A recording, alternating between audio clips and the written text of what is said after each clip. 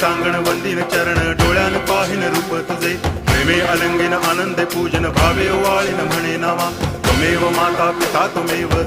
बंधुश्च सखा त्वमेव विद्या द्रवणं त्वमेव सर्वं मम देव कायेन वाचा मनसेन्द्रियैर्वा बुद्ध्यात्मना वा प्रकृति स्वभावात् करोमि यद्यत् सकलं परस्मै नारायणायति समर्पयामि अच्युतं केशवं रामनारायणं कृष्णदामोदरं वासुदेवं हरि गिरिधरं माधवं गोपिकावल्लभं जानकीनायकं रामचन्द्रं भजे हरे